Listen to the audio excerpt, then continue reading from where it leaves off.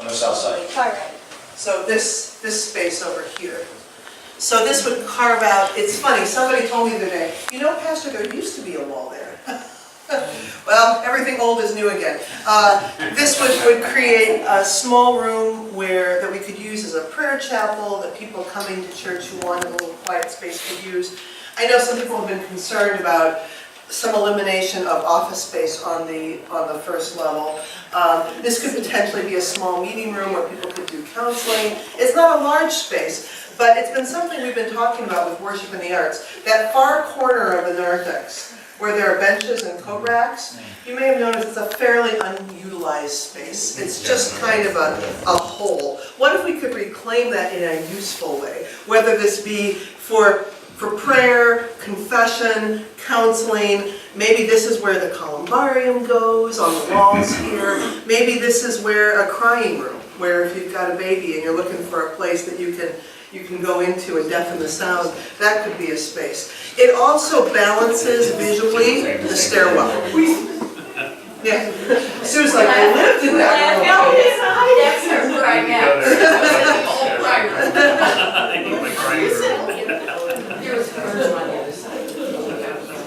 So it's a way of balancing visually the room. If the stairwell comes out into the narthex, this would come at the same point, and also be a more useful space than our currently underutilized space. Worship in the Arts has been experimenting with how could we pull people into that corner.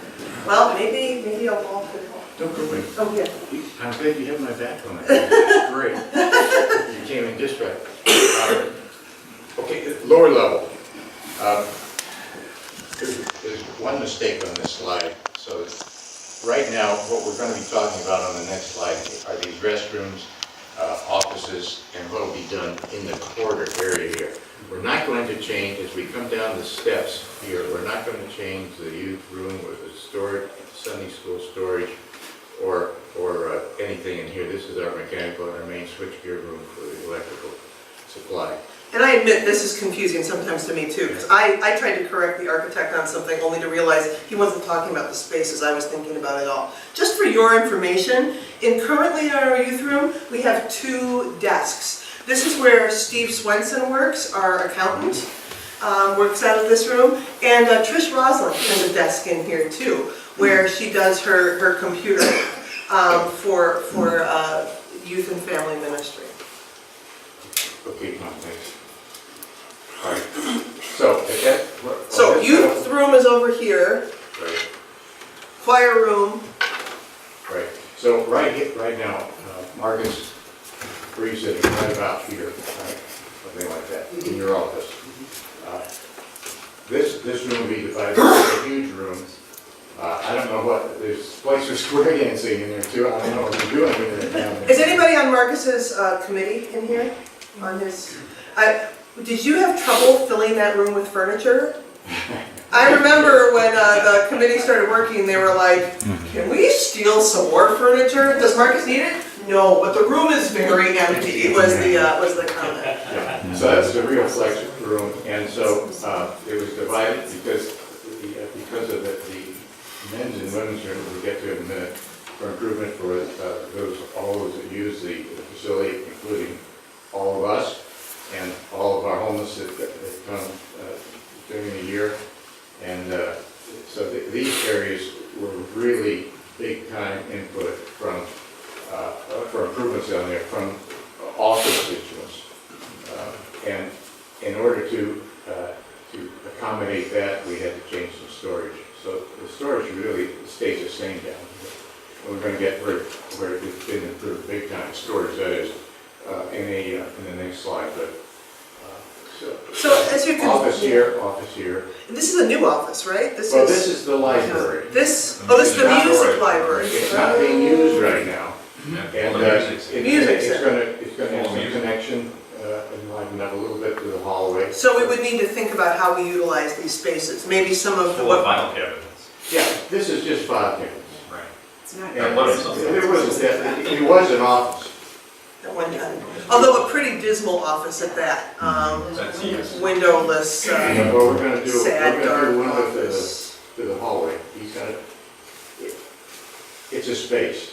it's not being utilized. So, you know, there's a lot we can do with new finishes and make things nicer. I do think one of the pieces I really like about where Design Works is that we saw a need to increase the number of places where men could use the restroom.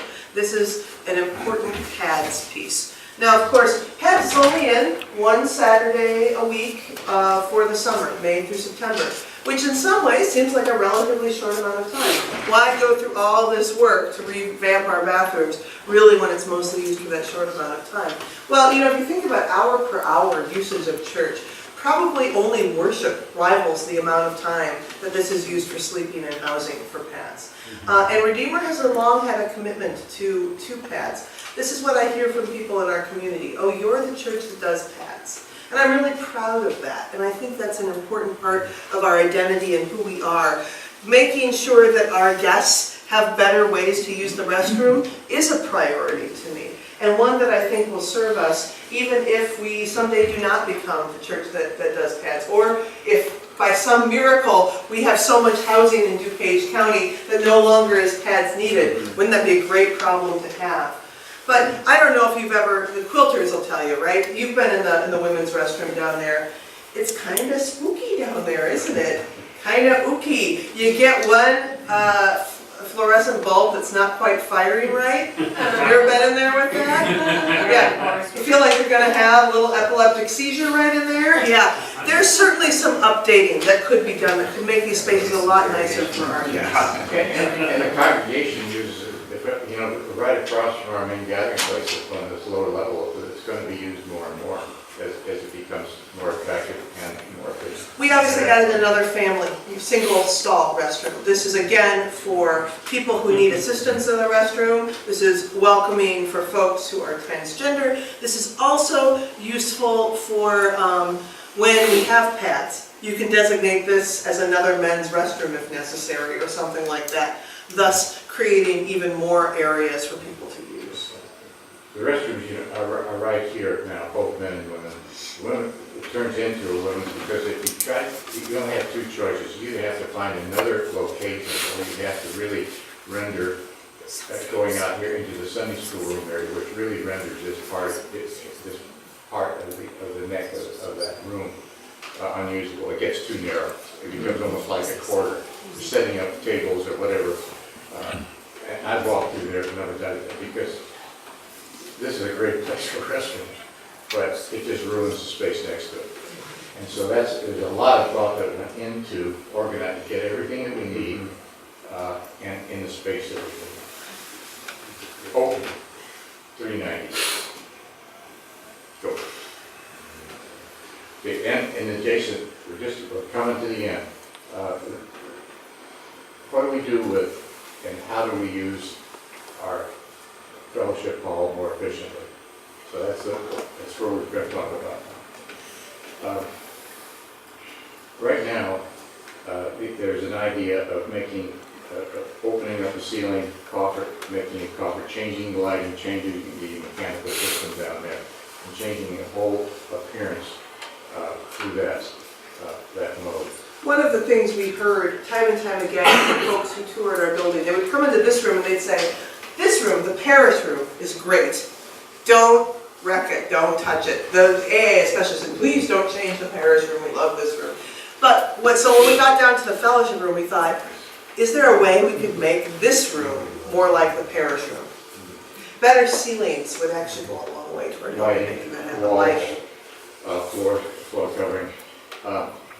The unique part here is that as you go down this hall on the north side of the nave, we have the stained glass windows. That's so that below that is not needed for foundation, so that you can cut through this wall, and so we're not coming down the hall from the stairs and coming into this little narrow area here. The entrance to Fellowship Hall now would be drastically improved with access to the corridor, from the corridor and to the corridor and to the restrooms. And of course, with the improved stairwell, that would improve utility for this space too. What else can we say here? Keeping the existing movable wall, which the architect was going to replace, and then he saw it closed, and he said, oh, your movable wall is fine. And actually, I hadn't closed it much until we did Soup Supper this season, and it was awesome. What a great movable wall that wall is. It really worked for what we needed. So the architect said, well, maybe you'll want more. I don't think so. I think one movable wall is plenty. The other thing we played with was storage in here. There's some talk about, would it be more useful to us to level the stage? We don't really use it as a stage. We use it as storage. We use it as staging area. But the stairs actually prohibit some of the kinds of work we might do with that space. Similarly, this storage room is tiny with a hard door. Has anybody ever had to get chair racks through that door? Yeah, can I have an amen there? Yeah. So improvement of those areas to make quilter storage better, but also to make it easier to move tables and chairs in and out is one idea we have about how that Tom, might go back one slide.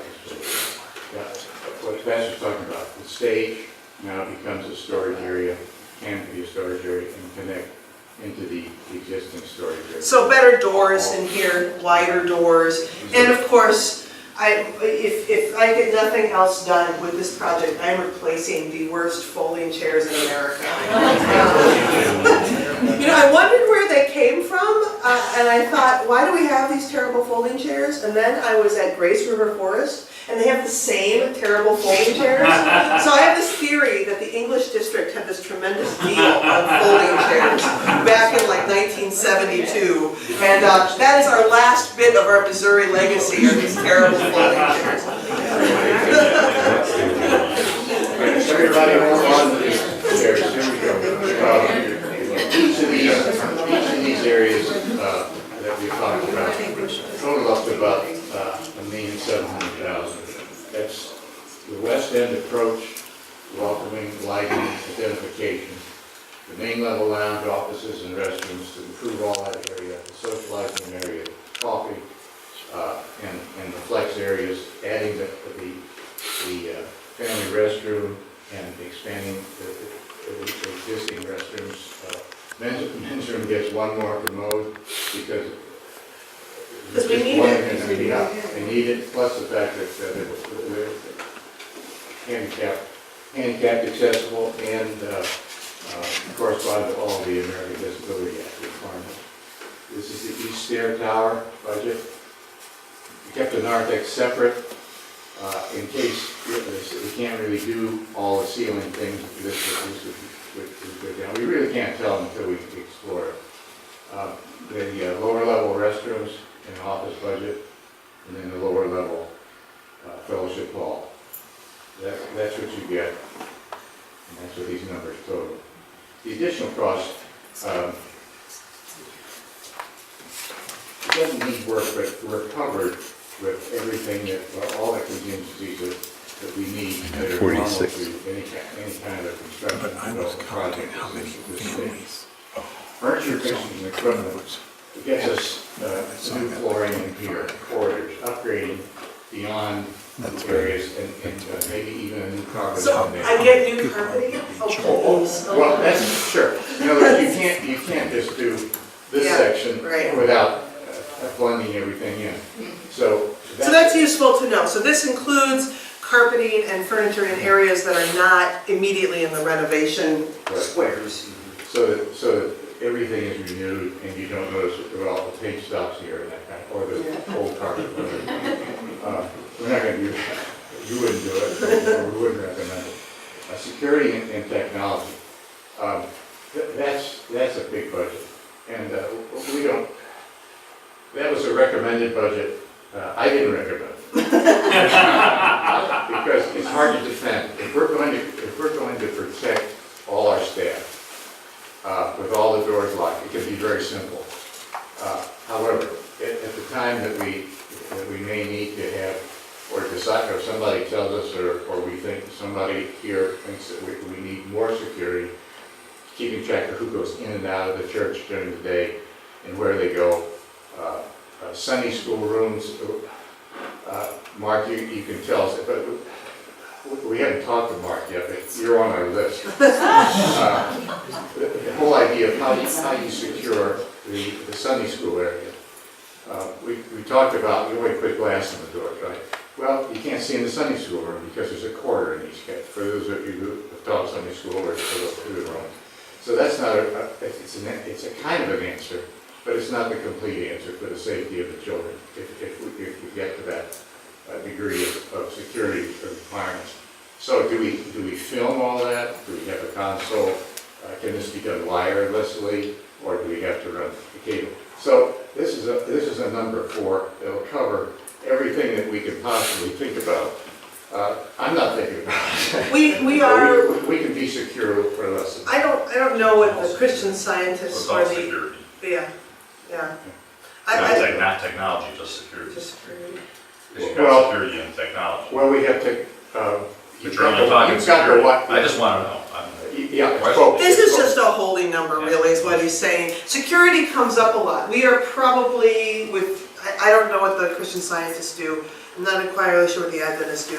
But we are one of the few unlocked, unbuzzard built churches in Hinsdale. I'm actually okay with that. I kind of like that. I gave a big song and dance to the Covenant people who want to put in a emergency buzzer in their church secretary's office that will immediately call the police. I kind of feel like, really? Don't they have phones? So as far as I'm concerned, this $70,000 contingency could be more of a technology budget if we wanted it to be. We have relatively few doors in this church. They lock. They have windows. We have a simple camera system where you can see people. I'm pretty comfortable with that. Cindy, you may have noticed, likes a deeper level. She likes to lock the doors when she's here alone. Have you ever come here and found the doors locked? Yeah. Cindy's usually here, but she locks it. That makes her feel more comfortable. I'm not going to tell people what to make them feel comfortable. And when I'm out and about on calls, I'm not going to hire a second secretary, so I just have 2 people in the building at all times. But What if there was a buzzer? there is a buzzer. There is a buzzer? Yeah, there is a buzzer. It doesn't buzz people in. She has to go down and No, unlock. no, but just so you know somebody's there. Yeah, there is a buzzer. There is a buzzer. So that exists. Craig, half of that number was set aside for technology. I only asked because he was only talking security. And You know, I don't have the answers on it, but one of the ideas was to have a large screen that could fold away nicely in the sanctuary for projecting, in the church. And, we haven't priced anything out, we just said we've got to set something aside for technology. Well, Craig's got a budget, Craig and Mark got a budget for that already. No, we don't.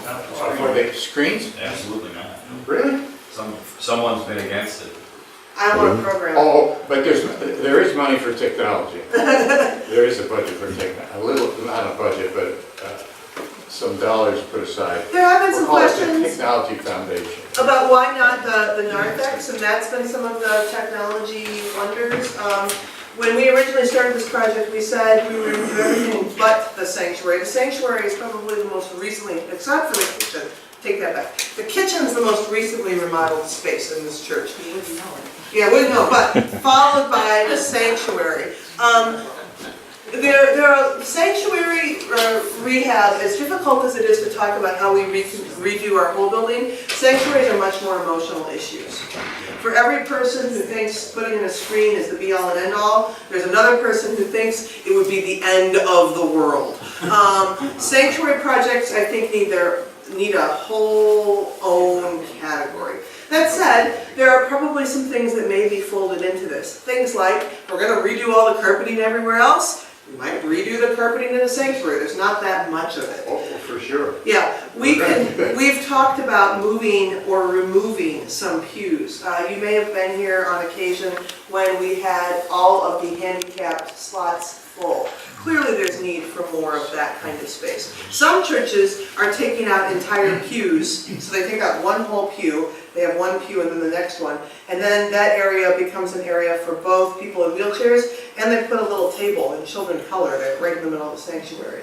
Those are kinds of options you can think about. As the praise band has been in the front of the church, we've thought about bumping those pews even further back to create a little more room. But these are more minor issues. This is not like we're going to rework the chancel area and make less steps, although that's something we want to do in the future. This is not we'll take out the green tile and put in whatever is in vogue in 2017 that people 20 years from now can laugh at us for. This is more renewing the other spaces. Am I anticipating that sanctuary work might be desired because of it? Yeah, absolutely. Yeah, I'm sorry, could we go back to the technology budget part? Was there any consideration for improving the sound system down in the fellowship room? So after we did the Easter vigil in Easter time, the sound system down there was really taxed. I mean, Yeah. we discovered it was Well, very insufficient. I think there's some room in this budget for that. We talked about it. Yeah, the technology budget is a little bit weak right now for identifying projects, but. We were working with an architect after all, Yeah. not a sound designer. Yeah. But some of the things he did do, in the fellowship hall, he had some provision for doing things like movable whiteboards that come down from the ceiling. I don't know that I really need that, but an improved sound system, yeah. Just to flip through the rest of this so that you get an idea of what a total project idea is. Everything is not up in these numbers. There is a contingency in this area, and of course the architect, the costs are also here. There's some, permits. Permits are a big deal here in Hinsdale. Anybody know that already? So this is, of course, it's not been evaluated, but we think that would be a top number. That's a lot of cash for a building permit. If you don't do all this or whatever, but they'll calculate that for 2 or 3 weeks, and see what they can do. The building permit, would that strictly be because of the stairway? That's Everything else is All inside. the Everything else is above. inside. All the Electrical, above, yeah, anytime you. bathrooms. We've been told, our architect, so one of the reasons we chose Bill Sturm is that he has been the primary architect on St. Isaac's numerous projects. So he has lots of experience working in Hinsdale with their project. We also love the fact that he worked on Ascension Lutheran in Northfield. Anybody know that parish? That just so happens to be the parish where my parents were married. That was my mom's parish growing up. Yeah, isn't that funny? And they're a parish a little smaller than ours that's done things in stages. They did a Narthex project and they did a sanctuary project. And we really liked some of his solutions. Craig, you gotta go up there sometime and see what they did with the screen. They had a screen that even I could love, so. I know, that's saying a lot, isn't it? But in any case, we chose him because we knew that he would be well aware of permitting issues in our area. And he was not going to throw up things that he knew were not going to get through, nor was he naive about, oh, just put $5 grand in there, we'll make it work. Yeah, he's a pretty thorough man. He's not a slick guy, but that's what I like about him. The existing documentation, the computer-aided design, really taking what documentation or drawings that we do have after 28 years, which is very minimal, and lacking lots of, there's no mechanical or electrical. Ed knows more about those drawings than anybody here today, but they're not complete, and so they have to really come measure and verify many things, wall thicknesses and everything else, in order to put this all in computers for